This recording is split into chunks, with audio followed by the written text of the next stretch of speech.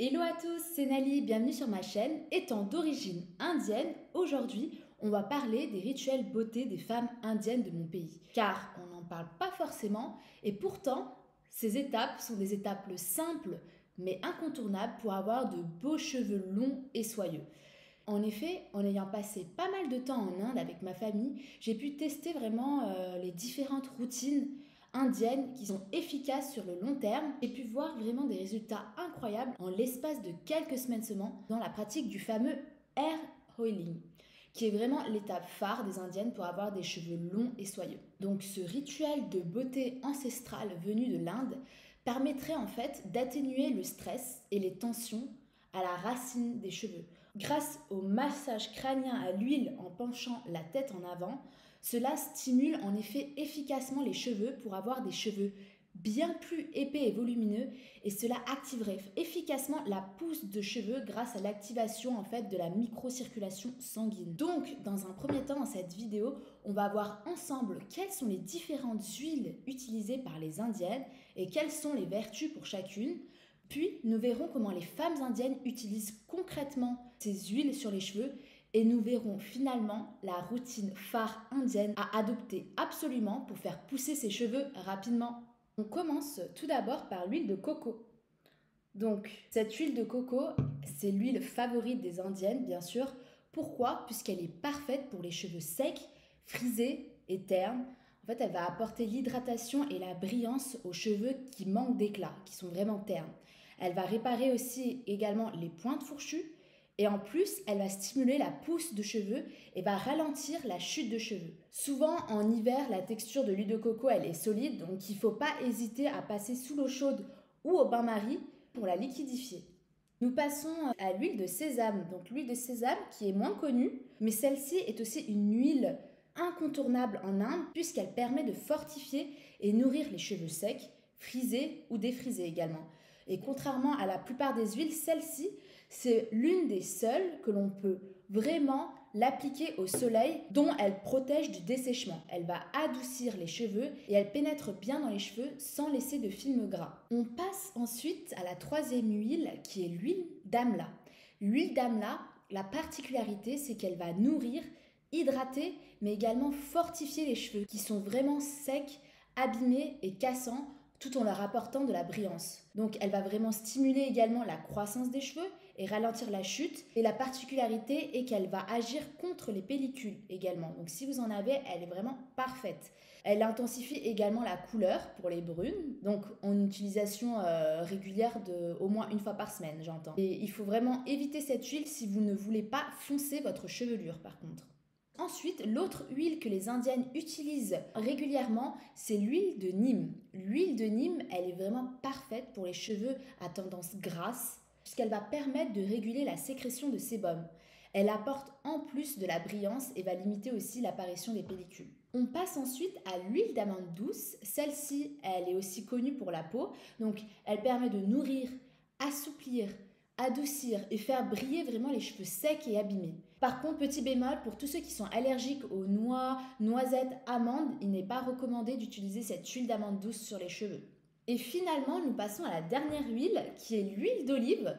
Donc tout comme les femmes orientales, les indiennes, elles apprécient cette huile. C'est simplement que le seul défaut, c'est qu'elle va laisser un film gras sur les cheveux. On a alors tendance à frotter énergétiquement lors du shampoing, ce qui va agresser les cheveux et qui va finalement ôter tous les bienfaits de cette huile. Le mieux est vraiment de l'utiliser mélangé à une eau plus pénétrante telle que l'huile de sésame. Maintenant que vous en savez plus sur les différentes huiles qu'utilisent les indiennes ainsi que leurs vertus, on va s'interroger sur comment les femmes indiennes utilisent-elles ces huiles dans leur routine capillaire. Parce que finalement, pour nourrir et hydrater et faire briller le cheveu, elles enduisent au moins une fois par semaine leurs cheveux d'une ou de ces plusieurs huiles pour bénéficier de leurs différentes vertus. Et ceci est vraiment le traditionnel bain d'huile des chevelures indiennes. Et pour ceci, il faut d'abord chauffer quelques gouttes d'huile entre les mains, puis masser son cuir chevelu lentement en ayant la tête penchée en arrière ou en avant, en effectuant des mouvements circulaires afin que le soin pénètre vraiment en profondeur. Ensuite, on viendra brosser avec ses doigts les longueurs, puisqu'en fait, ça va être beaucoup moins agressif de le faire avec les doigts qu'avec une brosse à cheveux. Quant au choix du produit en question, les plupart que les indiennes utilisent, c'est vraiment un mélange d'huile d'amla, d'huile de coco et l'huile de sésame. Et je vous conseille vraiment d'adopter le hair oiling au moins une fois par semaine avant de se coucher ou au moins 2 heures avant votre shampoing. Si vous laissez poser toute la nuit, il faudra faire un shampoing le lendemain matin. Il existe également une alternative à ce traditionnel bain d'huile de chevelure indienne. C'est le masque nourrissant express. Si vous manquez de temps, on peut aussi également utiliser ce masque nourrissant à base de n'importe quelle huile que je vous ai déjà listée en amont. On mélange 2 cuillères à soupe de cette huile choisie avec 2 cuillères à soupe de crème fraîche qui va avoir un côté hydratant et également un jaune d'œuf pour l'apport en protéines. Ensuite, on applique en massant doucement le cuir chevelu, puis ensuite les longueurs. On laisse poser 30 minutes à 1 heure sous un film plastique ou une serviette chaude si vous préférez. Et puis vous rincez vos cheveux comme d'habitude avant de faire votre shampoing. Et vous pouvez également aussi utiliser en complément des poudres ayurvédiques aux multiples vertus aussi, puisqu'il y a différentes poudres ayurvédiques spécifiques en fonction de la typologie du cheveu et de la problématique que vous avez, si vous avez des pellicules ou si vous souffrez de chute de cheveux, etc. Et pour en savoir plus sur quel type de poudre utiliser et également les conditions d'utilisation, vous pouvez directement regarder ma vidéo YouTube concernant ces poudres ayurvédiques. Je mettrai le lien juste en dessous de la vidéo.